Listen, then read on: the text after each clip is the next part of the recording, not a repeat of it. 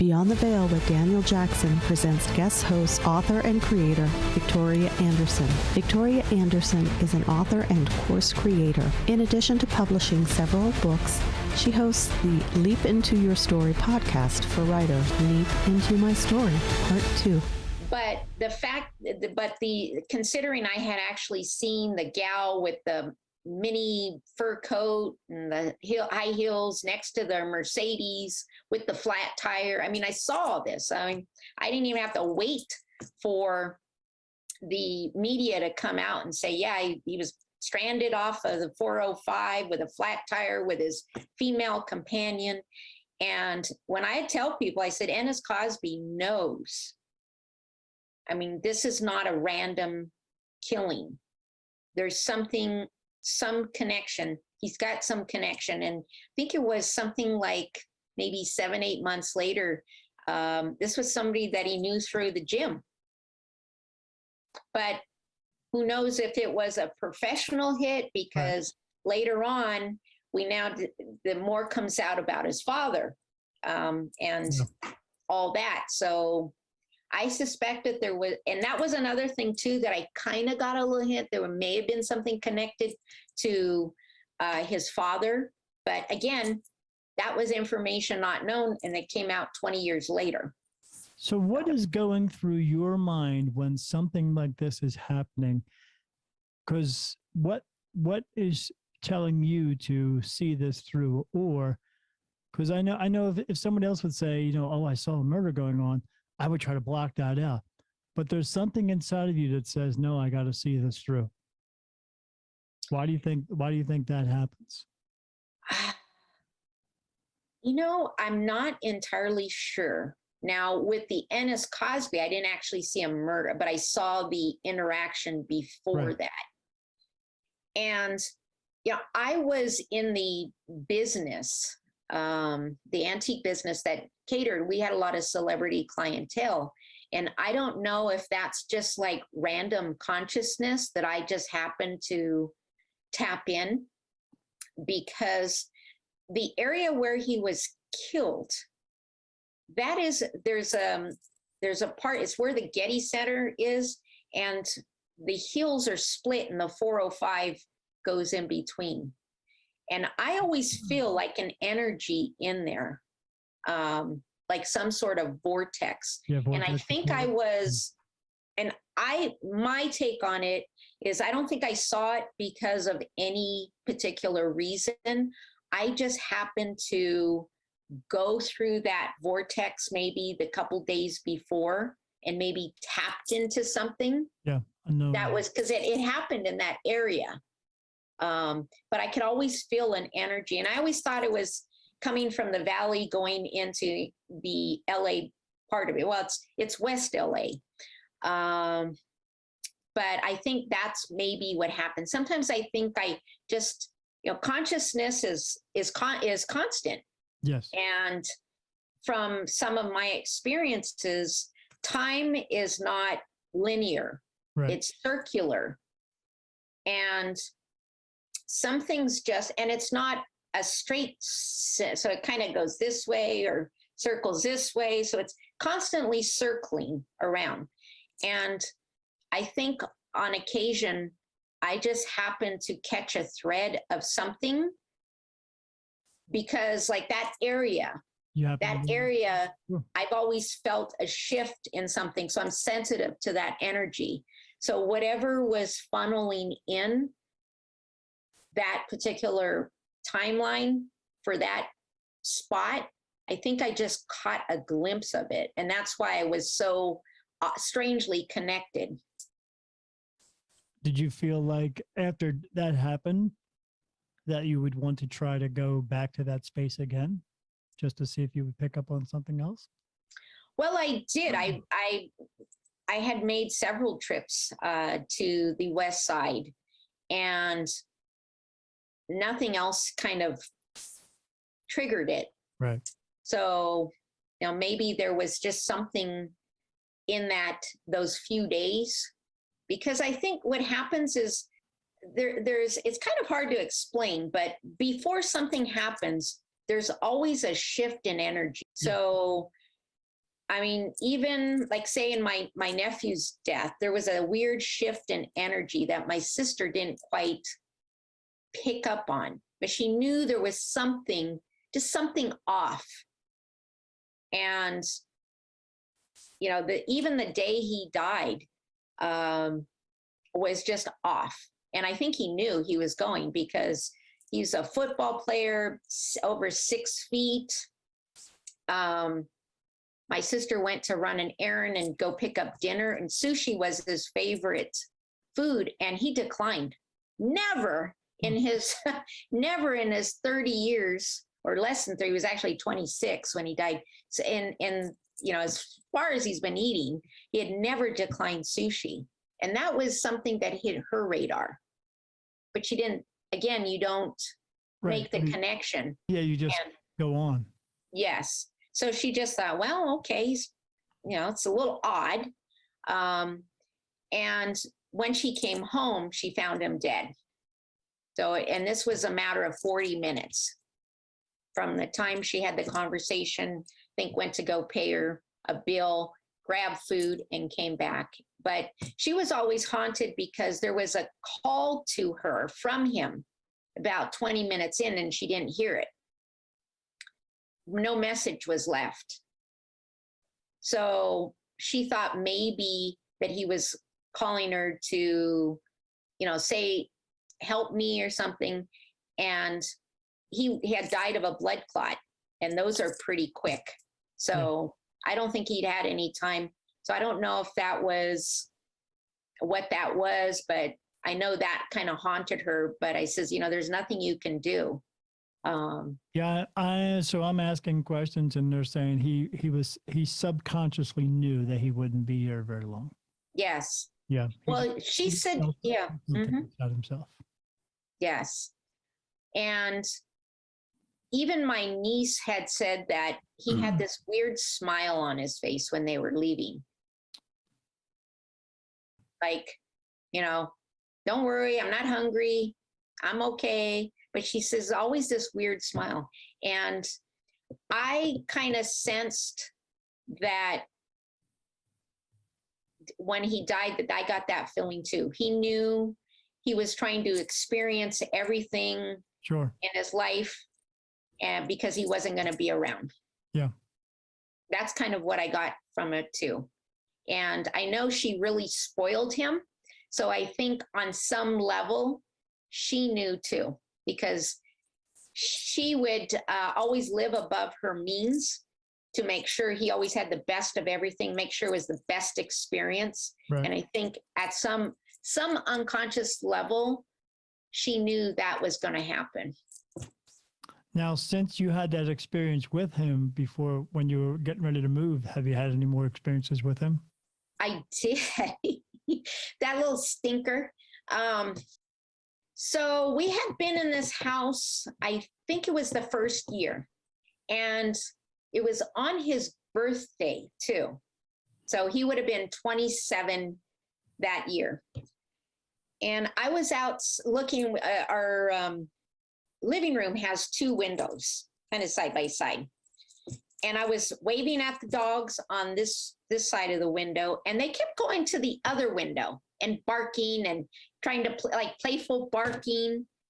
And I'm like, what's going on? I'm tapping on the window. Hey, what's wrong, doggies? I'm over here. What's over there? And I turned to look, and there is my nephew waving at me again. So they had obviously seen him, and he was playing with them, and they ignored me and went straight to the other window where he was, you know, trying to get their attention. But yeah, he was there in the house. Animals do pick up on them. Sure do. Yes. Mm-hmm. More than people know. And when people say, oh, I saw my dog barking into nothing. Oh, no, they're barking at something. You just... Yeah, there's never exactly. Matter of fact, when my dad died, Sweetie Pie came up. She was looking at something to my right. I was sitting on the sofa in the living room, and I felt 2 people standing next to me. But again, you just ignore it. You don't look. But it wasn't until Sweetie Pie came into the room and she kept staring where I kept sensing the two people next to me. That's an awesome name. Yeah, Sweetie Pie. Yep, she is. She was my sweetie. She was Sweetie Pie because she was a grumpy cat. That was. And she actually walked up to that area and was meow, meow, meow, meow, meow, meow, meow, meow, meow, meow, meow, meow, meow, meow, meow. And I'm like, okay, Sweetie Pie was the greeting committee. And if anybody came in the house and didn't talk to her first and just kind of ignored her, she would do that. Yeah. And so now I knew that there was definitely somebody next to me, and I talked to her. I said, Sweetie Pie, who is it? Who is it? Like she's gonna, is it? Right, she's gonna say, well, Mommy, no. Yeah, I know. I wish I was hoping some telepathic, message would come through that, because they do that. I mean, I write about it in a couple of my books. When my cats were on the verge of death, they sent me telepathic warnings. Just literally the hours before they died. But in this case, I didn't really need too much longer confirmation to get my answer, because an hour later from that time, I got a call from my father's caregiver and said that my dad had passed. Right. But I had asked what time it was. Do you know what time? And he was kind of taken back. I said, no. I'm just curious. I won't go into the details, but I kind of want to know what time it was. And the time, he says, well, Arthur came in and checked on him. He was fine, and went to go feed the dogs and make breakfast. So it was around this time, which happened to be, I think, this around the same time where I had seen the visitors. And my brother had also a similar incident around the same time. So apparently my dad, and I don't know who else was with him. I don't know if you get a guardian or somebody to help you cross over, but my brother had the same experience, similar, around the same time I did. Yeah, some people do come across to help you cross over, but not always all the time. And that's part of my thing that I do, is cross spirit over who didn't get anyone, who or sometimes the spirit themselves go into a denial and don't realize that they've actually passed away, or don't want to know that they've passed away and let it go, and then they're just stuck. But most of the time, my one cat who passed away, his name was Cocoa Bean, and this was before I knew I was what I was. And my wife and I were sitting with him, and it looked like he was about to go. And then my wife went into this trance type thing, and she started talking about all these other people that were there with him. Wow. And they're there, and she was naming all these names, and they said they're here to take him across. And wow. Man, this part always chokes me up. I gotta. So I said, why isn't he going? And he said he doesn't want to go. He wants to be here with you. And I was like, oh. Yes. He was here for 2 more weeks. And then the night that he went, I was just sitting with him, and I could hear him breathing heavy. And I said, it's okay to go. It's time to go. You can leave and just go home. And when you get there, just wait for your dad. And he looked up at me. He licked me on the nose. Oh. And then he took his last breath, and that was it. Oh. I was like, oh my God, it was crazy. And recently with my other big boy who just passed away 2 weeks ago, we had to put him to sleep because he was just having such a hard time breathing. But same thing. Yeah. I sat him in my arms, and I told him it's time to go home. Mom and Dad love you. I love you crazy, and you don't have to worry about nothing ever again. And he just went, wow. That was it. Yes. Yeah. Yes. I know it's heartbreaking, but that reminds me of my Boo Boo Kitty. Now I have a story called Boo Boo Kitty and Tommy Burgers. Yes. Awesome names. Boo Boo Burger. Yes. Well, the story. It's in my book Trial by Fire. Where my big black cat. Now he came to me after the Northridge earthquake. He was abandoned and just showed up and moved into my apartment. That was it. It was it. He stayed, and that's where he stayed. And he was struck by an odd, I don't know, illness. His kidneys started to shut down, and he was having seizures, and the vet could not figure out what they were going to do with him. Like they couldn't, like his blood work, his everything, they just couldn't figure out what was going on. And bless that vet. This was back in the 90s. They weren't doing like MRIs for cats. Okay, back in this vet, who, by the way, resides in New Mexico. He was originally from New Mexico and retired his business and moved back to New Mexico and lives up in Santa Fe. But he actually he was so puzzled by this cat's illness because nothing made sense, that he scheduled his buddy in some clinic to do like an MRI on the Monday after Thanksgiving. Unfortunately, the cat died on Thanksgiving. But the bond between that cat and I mean, there was something about, he was like a person cat. And even friends who didn't like cats, I mean, they weren't my friends, they were my husband's friends. When they came over, they loved Boo Boo Kitty. Right. And I actually had a friend who was like beyond deadly allergic to cats.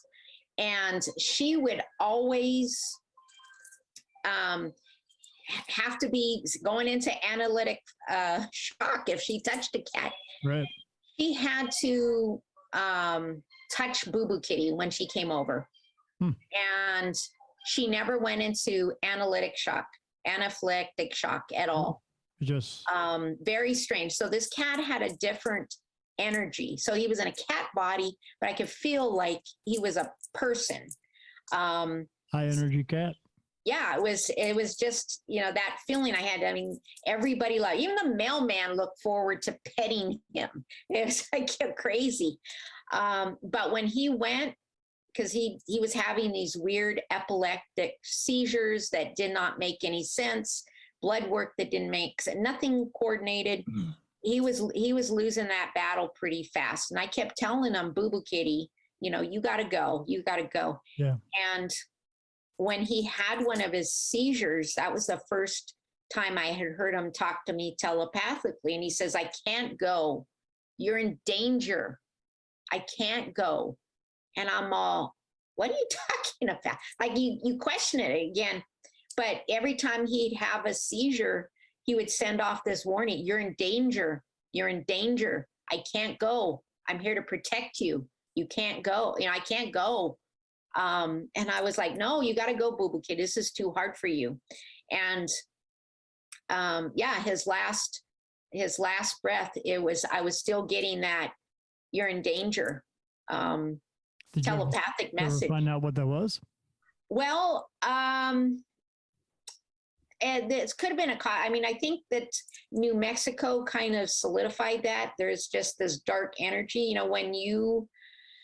When you are a bright light, there's energy that wants to put that out there. Yeah, even though there's other regular energies come to that bright light, but we are also very attractive to the negative energies out there as well. Yes, exactly. People ask me that all the time, and I tell them, well, yeah, I see negative energies all the time. Well, can't you make that go away? No, because there's just so many of them. One goes away, the next one just comes right up. Exactly. And Sweetie Pie was the other cat, that same exact, when Boo Boo Kitty happened, that was 1999. When Sweetie Pie died, that was 10 years later. And she pretty much had the same thing. You're in danger. And I kept going, no. I think everything's fine now. We're in New Mexico. Because I had one of the reasons why it felt like we needed to come to New Mexico. It felt like something doom and gloom heading for California. Right. And that was there was a lot of reasons, but one of them was that both myself and my husband had felt this energy that was moving in. I don't know if you ever seen the movie The Fog with was her name Adrienne Barbeau. Yeah, Adrienne Barbeau. Yeah. And you see that fog that kind of comes a slow moving. Yes. That's kind of what that energy was feeling like, Sure. if I had to put an image to it. So, I didn't quite make the connection, but shortly after Sweetie Pie died and gave me that was that knife incident. So it wasn't that's when I said that knife incident with the bouncing knife and the nick on my ankle, I start putting Two and two these together. things, 2 to 2 together. And I realized that, I better start paying attention. Paying attention. A little more. Yeah. Yeah. And for the first time, I started diving into, I can sense dark energy. I've warned people about dark energy, but this time it felt really, really personal. Yeah. And I didn't like that. So I upped my efforts for warfare. One of the things that I became very, very susceptible out in New Mexico, I got a little bit, I think I started getting a little taste of it in, the few years leading up to the move, was psychic attacks. Sure.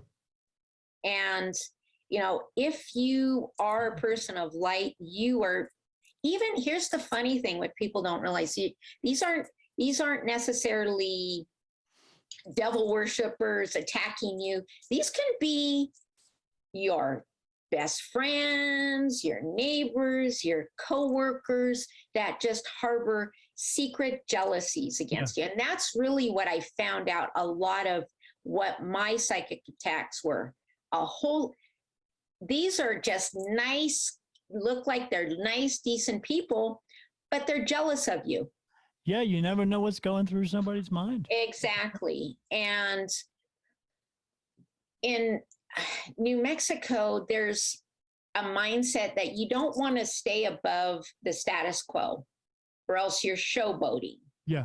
Well, somebody who's super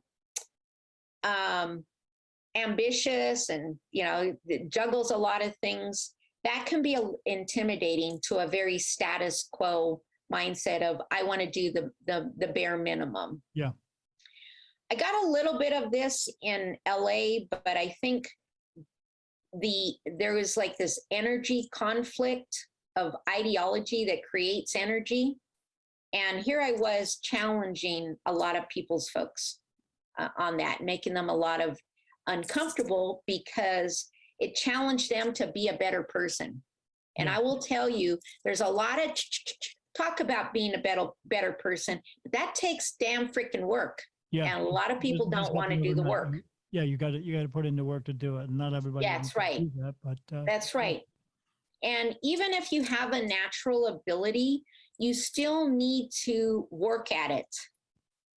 So your gift comes natural, but you still have to work on it, right? You have to do your meditation and things like that, and try to balance living in a spirit realm versus a natural. That all takes work. That's hard work. Yeah, I get messages all the time for people, and I get messages from what we consider archangels. More or less, I'm getting messages from God, but then my wife will turn around and say, okay, Mr. God guy, you got to go take out the trash. She'll keep you balanced real good. Yes. Yeah, she does it very well. Yeah. Good. I'm glad. Yes. Yeah, I got a crazy message this morning. Something woke me right up out of my sleep, and I literally I recorded the message on my phone so I wouldn't forget it. But it said right in plain as day, it said, "You're not supposed to be here." And when I woke up, I was like, "What?" And then I saw something in front of me, closed my eyes, and then I could see this woman standing in front of me. And I said, "Was that you that just said that?" And then she just started glowing bright red. And I said, "Oh, I'm absolutely supposed to be here. It's you that's not supposed to be here. Wow. I'm here to cross spirit over back into the light. You're not supposed to be here. You are supposed to cross over." And she just looked at me and got angry and just turned around and went away. Yep. Yeah. Yeah. You really need to set those boundaries. And and know when to lean in. Yeah. I mean, I think probably why things got a little out of hand is because, one, I kept questioning it. Two, I didn't understand my own authority with the spirit Sure. world. Oh, absolutely. And you do have. So, yeah, as I always say, whether it be natural or supernatural, you need to check yourself before you wreck yourself. And what I would also do is, for those who are curious, be very careful if you decide to tap into it, because it's not something to play around with. No. Seasoned people struggle with keeping certain energies off them, and they can wreak havoc. Yeah. And if you're somebody who's not very well disciplined, both mentally, even physically, you don't know what you're doing. You got one of those things that'll latch onto you. You're going to be in trouble. Yeah, absolutely. Yeah, that's tell people all the time, don't mess with the Ouija boards if you don't know exactly what you're doing. And they get into something, they don't realize what they're getting into, because they just get into it for the shock value of it, or I'm intrigued about this. But don't do that. You got to know what the hell you're doing first. Yeah. Yeah. Well, you had a little bit of run in with my friend, right? Miss Marilyn. Yeah. She I like her. I really do like her, but she's got so much going on. And as you know, she's still questioning why it's going on. She does. She's a little stubborn. Yeah, I know. But how this all started, okay? She does my editing. She was my editor on my books. And she started, I already knew this was going down the wrong way. She goes, gee, I wish I had some adventures like you. And I'm like, uh-oh. And then it started with one. I says, do not engage in it. Right. You are going to open up. So I did warn her, Daniel, this is like almost 10 years, Pandora's box. And she says, well, I'm kind of fascinated with you. I'm like, oh, there it went. Yeah. And now look at the hot mess she's got. Huh? Yeah. Now she told me about all the things that she was seeing, and they keep bothering her and stuff like that. I said, well, they keep bothering you because you allowed it to happen. That's why. And then thank you. Yeah. Thank you. I says, don't. Yeah. She said, when she said, oh, I'm so fascinated by them. And I'm like, you're not getting rid of them. Now they drive her crazy. Yep. Now they drive her crazy. Yeah. Mm-hmm. Yeah. So she keeps going, yeah, let's go. Let me go talk to Daniel. I'm like, Daniel's already told you what you need to do. Yeah. Sure. But yeah. I had warned her. What was going on, and what I had seen, what stirred the pot. She lives in a mining town, and they hadn't been digging for any new mines lately. And I kept hearing these boom. I said, you know what? I think these were stirred up by booms.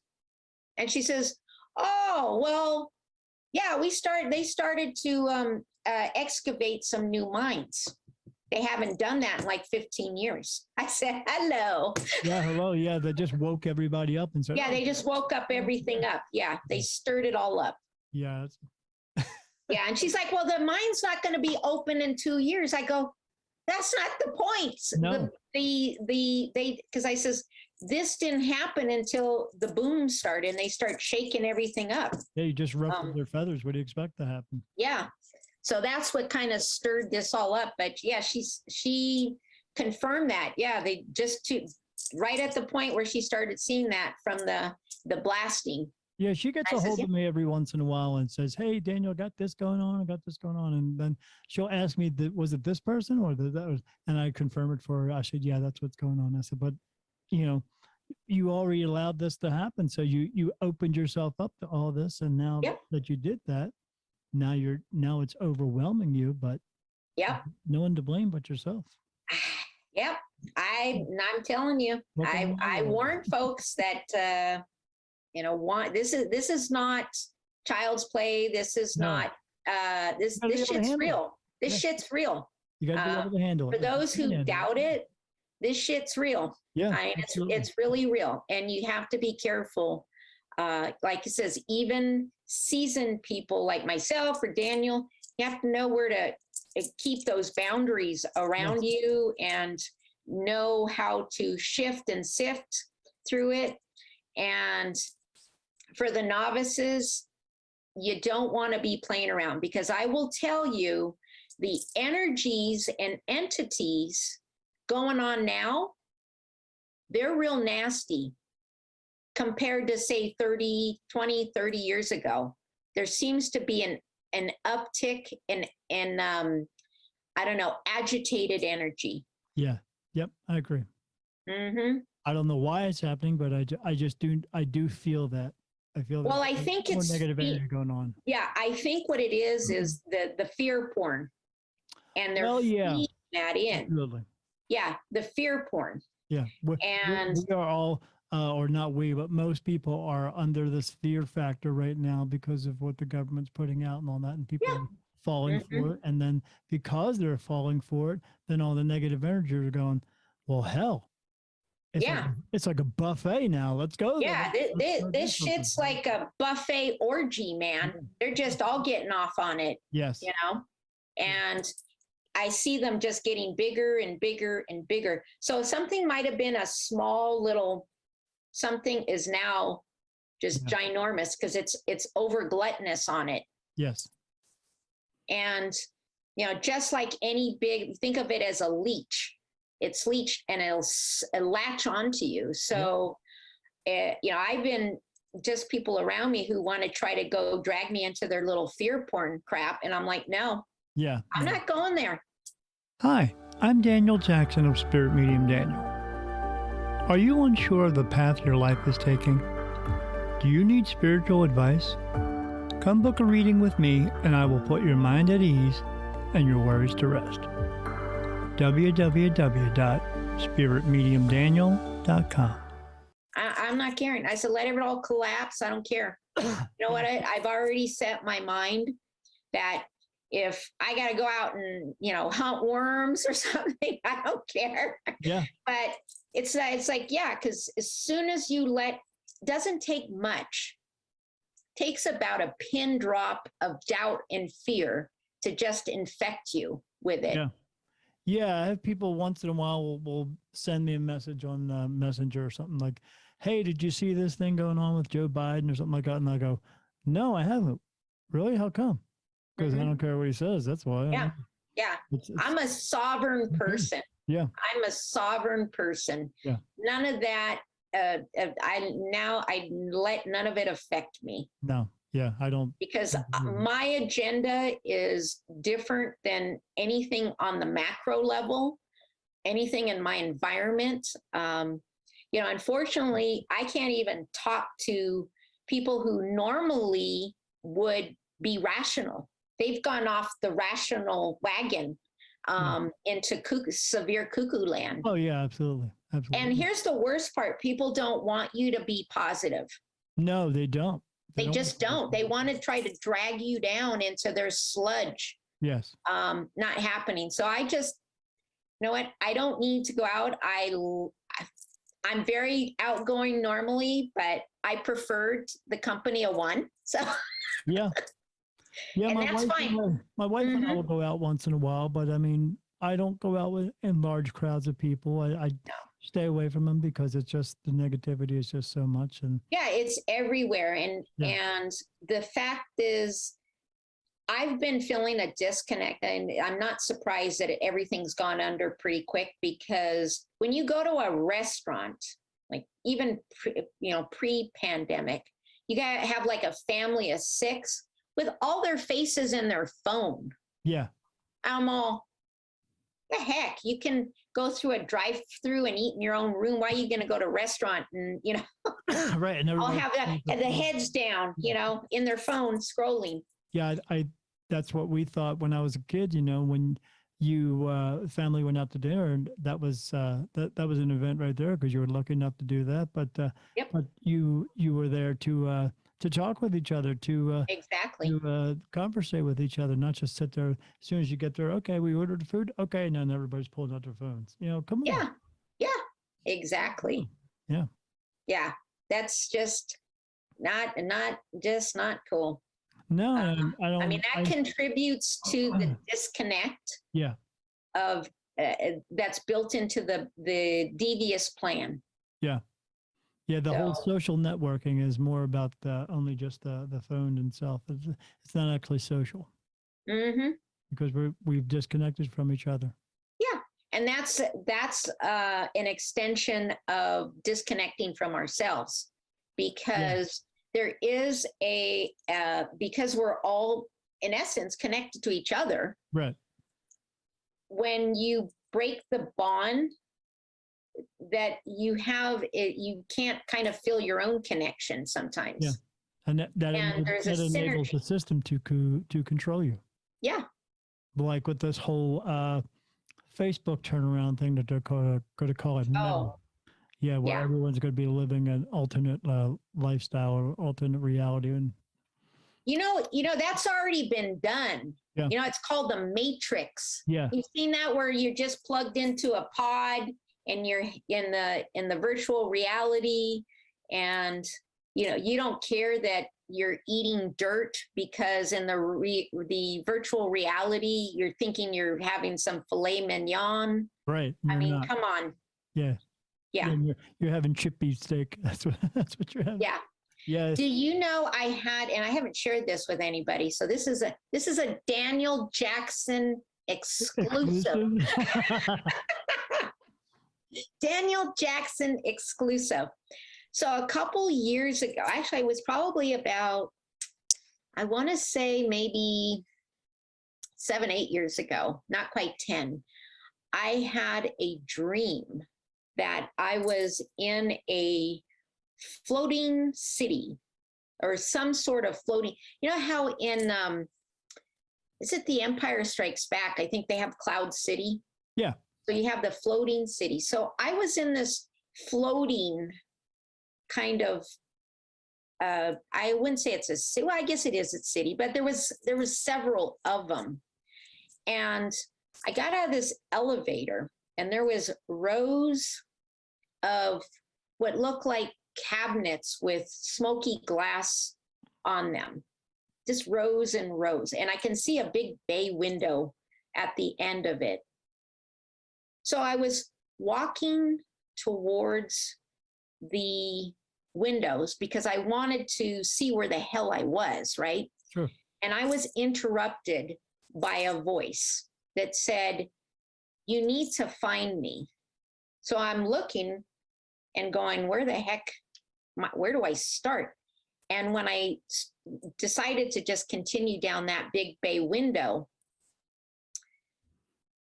I heard a voice say, "I'm here." So I actually turned to my left to see what was there. And that's where I realized I could see little about 4 inches beyond the smoky glass. It kind of reminded me of the 70s or 80s, like those stereo systems where you had the smoky glass. That's kind of what it looked like.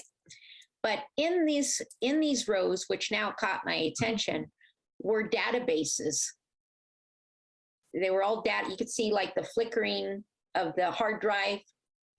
And this voice said, "I'm here." So I'm trying to open the glass door to find, who this person was. And I'm thinking, well, maybe there's a false, CPU unit and somebody's behind it. And the voice kept saying, "I am here." And I'm like, well, I'm trying to get in there. It says, "No, you don't understand. I'm you in here." And I says, "I'm still not understanding." So basically what was explained to me, this was me in the future. And in essence, what was left was just my consciousness stored in this database. Right. And I says, how did this happen? And I think this was the year 2000. I think it was 2036.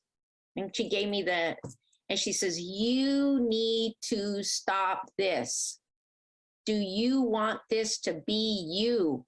I says, "No, cabinets make me look fat." So Basically, I look terrible in a cabinet, right? So she says, you need to fix yourself and be prepared to do what you need to do, to stand your ground, so you are not in here. You need to stop this from happening. So I didn't understand what that was, because again, this was like 7-8 years ago, but it's connected to the AI.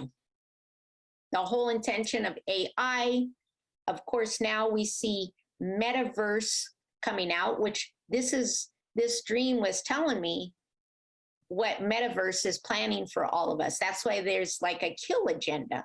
Yeah. So I decided to continue down this road because she was done with me. And I'll tell you, my future self, not a happy camper, let me tell you. Yeah, I believe that, well, my wife and I used to watch this show on Netflix for a little while, and it was about this guy who passed away. And when the way that it works is when you pass away, they take your consciousness and they put it into a virtual reality computer, and then you're walking around doing your stuff. But what you also find out, it's like the person who is more or less your beneficiary, they are more or less giving that company money so that you can live a certain lifestyle while being in that. But if they're only given so much, you're only going to get so much as well. And I think the whole meta thing is they're going to draw people in with this. And then once they figure out that, okay, now we're in, now the people are going to go, good, we got you. If you want to get something better, you're going to have to pay for it. Yeah. And then everybody's going to be so hooked on it. It's like a drug at that point. They're going to be hooked. Yes. They're not going to know what, oh, I can't live without this. Of course I'll pay this money. I'm sure they will. Right. But yeah, that was, I think the if I remember, was 2036, which ain't that far. No. However, I did manage to sneak a peek out the window, and it was weird because you saw these pristine, you ever see like a corporate complex park where you have kind of like the rolling knolls, the concrete pathway with the benches. Perfect. Yeah, it was super perfect. And when I looked out the window, I saw other floating office buildings. But yes, that seems to be that dream, that warning, seems to be telling that it's now starting to unfold with more information, confirming. But all I know is I don't want to piss off my future self. She was not a happy camper. Let me tell you, Warren, don't piss off your future self. Well, at least your future self was trying to warn you of this impending doom. You know, I mean, that's right. You know, that's a good thing. You don't want to be. It's telling you, hey, don't let yourself become this. You know, stand up. Exactly. So I started making changes immediately, and that goes back to paying attention to your inner warning systems. You know, those sensations. You know, setting boundaries with people. Sure. There are people set in your path that are trying to derail you. Yeah. You need to discern those. Yeah. And you know what? All I know is my future self warned me that I needed to up my boundaries with people, and effective immediately, basically. Yeah. So I started clearing house with people who, and boy, I'll tell you, when you clear house, sometimes you clear that energy and the better stuff comes your way. Yeah. Yeah, you got to get rid of the negativity, and it's not always easy to do. But if you want to survive, you got to do something for exactly, sure. Exactly, because this isn't about hurting people's feelings. No. It's about protecting the future. Yeah, yeah, absolutely. And it's really gotten extremely real in an uncomfortable way. Yeah. Yes, and where do we go? Where do we go from that point? Or do we let this take place, or do we just, try to do something about it? And I'm not one of those people who can just sit around with my thumb up my butt all day long, waiting for just something to happen. That's right. Got to be proactive about it. That's right. You need to get both your inner house and your outer house all fortified. Yeah. Yeah. It will be a Publishers Clearinghouse, right? Yes. Thought that was pretty good. I don't know where that came from. Just did. Yeah.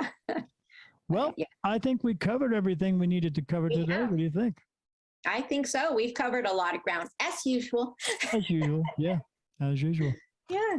All right. Well, then I will bring this session to a close. And thank you, Victoria, for being on my show today. And then, thank you for having me. Always a pleasure, Mr. Daniel. We will always be talking anyway, just because that's what we do anyway. But that's what we do. I'm glad we got to have this what I would call a more of an intimate conversation, because then I could bring you not only to my audience and so mention all three of your books. I know they're right behind you, but I can't all see them. Okay, here, I'll bring them up real quick. So this is my first book, Touched. So that's kind of where I asked for my psych abilities to go bye-bye, and then I regretted it. And then you hear all my family drama and turmoil, but there's always a happy ending. Did you come up with the idea for that picture on the front? You know what? I did. I saw this image. And I actually this is one that I enlisted a designer for. Mm-hmm. And I just told him I wanted a hand touching water. And when he came back with this, I didn't even give him the colors. This is exactly how I envisioned the cover. I just about fell through my chair because the guy was super, like he got it on his first try. He didn't even have to send me any other pictures. Did they take that picture, or did they just find one of those free photos and say this is okay? Yeah, he went and found it online. So he was a cover designer. Oh, cool. Yeah, from Fiverr. I used Fiverr. Oh. Yeah, but this one here, because I was my next book, I was trying to get it out a little quicker. I just used, these are Kindle prefabbed covers. Okay. But they work. Yeah. They work. And this one has the continuation of this is where it has Boo Boo Kitties and Tommy Burgers for all my kitty cat stories. But also in this one, it talks about the shadow aspect that started to get my attention. And that's when it started triggering. Touched has the earthquake and TWA, and this one actually has 9/11 premonition. So this one has some big premonitions on it. Yeah, I'm glad you did a lot of research for cat names. What was that? I said I'm glad you did a lot of research for cat names. Yeah, well, Boo Boo Kitty, yes. Well, Boo Boo Kitty, his name was Big Boy. But he was so sick all the time. I'm like, you always got a boo-boo, don't you? Aww. And he liked that. Yeah. He liked that. And so he told, Sweetie Pie is another one that she told me her original name was Babs. Her previous owner was Babs. She abandoned her owner and came and lived with me. And I said, oh. Maybe she didn't like Barbara Streisand. Who knows? Yeah, I'll tell you, that cat really hated that name. Where did you come up with this name, Tommy Burgers? Tommy Burgers. There's a food chain. Because when Boo Boo Kitty came back, I had a ghost encounter with him. I had this very strange craving for Tommy Burgers all damn day.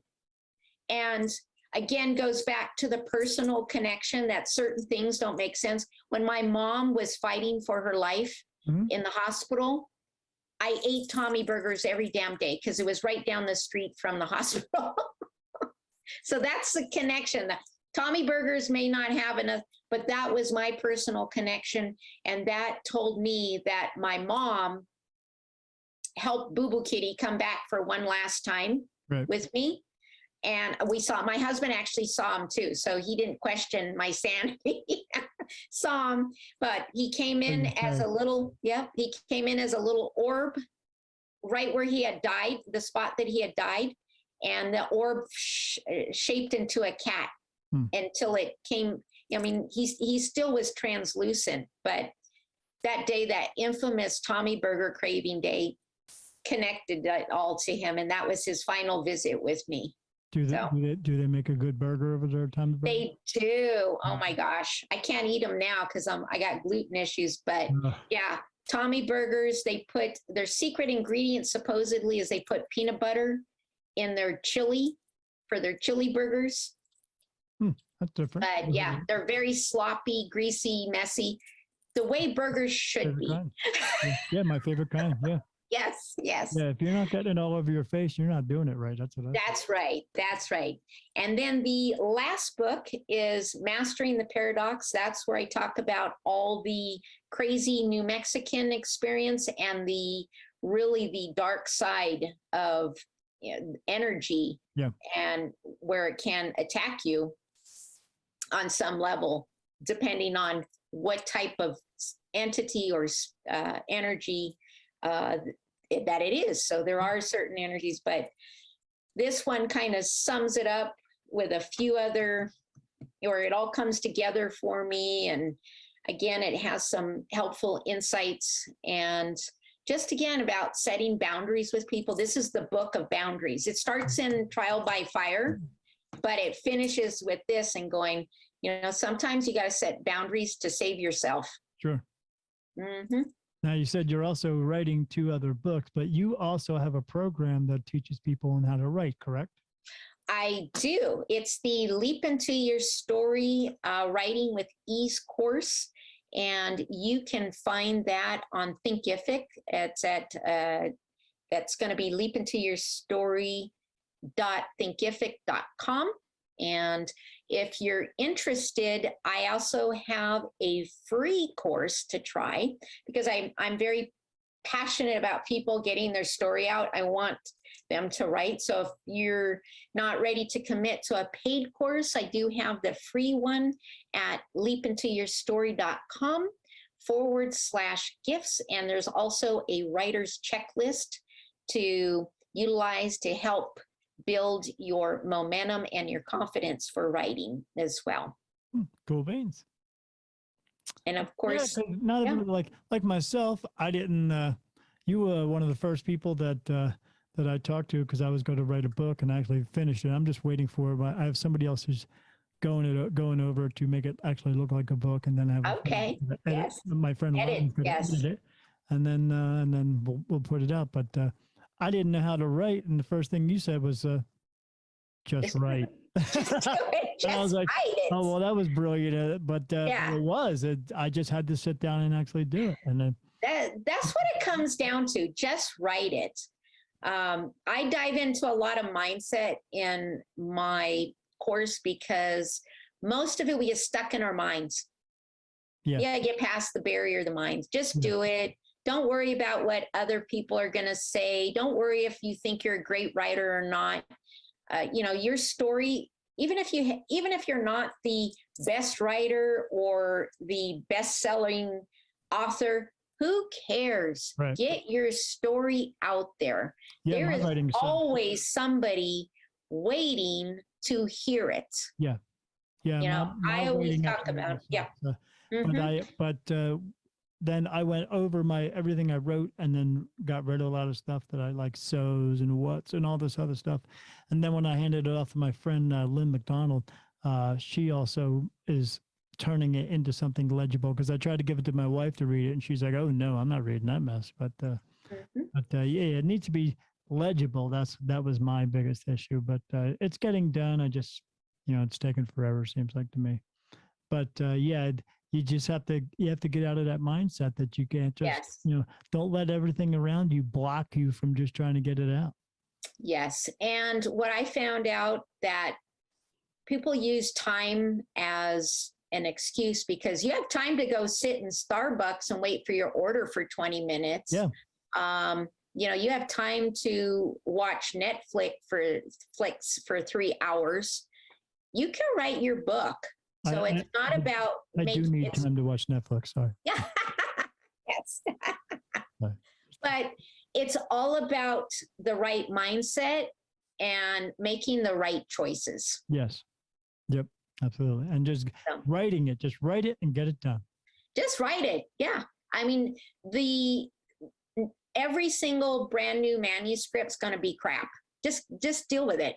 Yeah. But I'm a professional editor. I mean, these books were written, well, Touched was written in 2016 and had been edited for 10 years. Wow. And then I got it published. I actually had a publisher, and then they edited it some more. And then when they went under, then I decided to self-publish, and I've been a self-publisher ever since, which is fantastic. I can't say enough of self-publishing. Yeah. It gives me the freedom to just write a damn book every month if I want. I don't have to worry about sending it out and getting it published. I want people to hear my message, and turn your mess into a message. Right. So you don't want people are waiting for that. Mm-hmm. Yeah, you don't want somebody else judging you for what you wrote first. You can just do it on your own. People are going to hear it. Well, people are always going to have some shit to say about you. Yeah. Might as well do something productive, like a book. I talk about, I'm been having some speaking engagements about having a book and elevating not only you personally, because that's a really good self-fulfilling thing to do, is to write a book and see it in paper. Yeah. That's awesome, right? But also professionally. When my company found out that I wrote a book, they started listening to me a little better. Right. Back in the day, it wasn't even related to business, but it was, you wrote a book. So not everybody can write a book. And just in an elevation standpoint perspective, not that you need validation from people, but I mean, it is a nice little, what do you call it? Feather in your cap. Yeah. To have in your personal life journey. Yeah, I didn't think I could write a book, or was I ever supposed to write a book, but I wrote one, and now that I got it done, I was like, oh, this is pretty cool. Okay. Exactly. Didn't know I had it in me. Yeah. Yes. Yes. So I have 2 coming out. Like it says, probably the fiction book will be out, I'm hoping by April. We'll see. And the other kind of the new series of memoirs, probably later in the year. Right. Well, at least you're still doing it. At least you're still keeping up with it. And yes. Do you follow your own course? I do. I sometimes I'll be honest, I don't, because I have a meditation section in there, which I recommend before you do any writing to try to put yourself in an alpha state. Yeah. And I have a 2-minute meditation. Sometimes I only do 30 seconds. I'm not gonna lie. You want to be like, it's okay. But here's the thing. I've trained myself to be an alpha anytime. So it's easier. I mean, I can, once I sit down and put some time, for me, I can bang out 10 pages in a day if I set aside the time. My thing is, I just do too many things. But when I do actually keep my cheek in the seat and focus just on writing, I mean, my last go was I think 11 pages. Bam. And these are 8 by 11 pages. So that's quite a bit. But I can do that. I mean, I don't beat myself up with that. Sure. I can probably get the book done in about a month if I hadn't spread myself out too thin. But yeah, and that happens too. Mm-hmm. Yeah, I don't know how many pages I'm actually writing. I'm just writing paragraph after paragraph after. And that's what you do. You just keep writing. One of my tips is just, even if you write what I recommend for is like writer's block, just write your why statement. Why is this book important? Well, I need to get my message out. I want to share my story. Even if you're just writing that every day, you're training your mind and your body to get used to incorporating that as a habit in your everyday life. Yeah. Yeah. Now I don't know what to do. I don't have the book to write. Ah, No, now I'm just concentrating on doing readings and stuff like that for people and bringing the message out, and why I'm having these doing these podcast shows, so I can bring out the message that other people have to other people as well. yes. Yep, trying to bring it. That's what it's about. Yep, You gotta stand strong, or that's right. be a metaverse consciousness in a database in a floating city in a behind smoke glass cabinet. Yeah, no, don't want to be a part of the matrix. Yeah, my things that I tell people is stand up or be owned, and I don't want to be owned, so Yeah. I'm not going to do it. Well, if you read my first book, I don't like to be told what to do.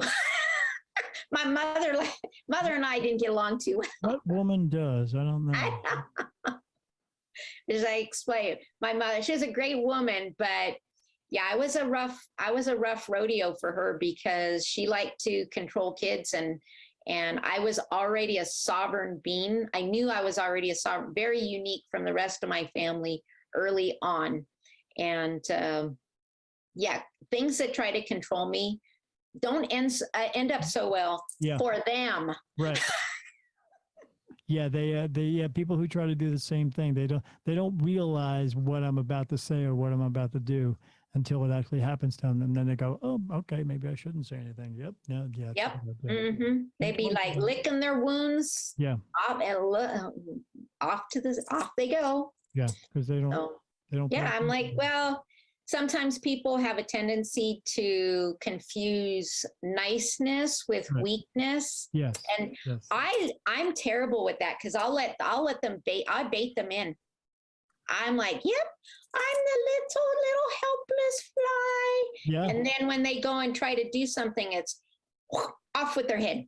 Yeah. And I'm like, oh, I really need to take up some other entertaining thing. Yeah. I tell people don't mistake my confidence for arrogance. I know what I'm talking about, and it's just I'm sorry you don't understand it, but maybe you will someday. But yes. Mm-hmm. All right, kid.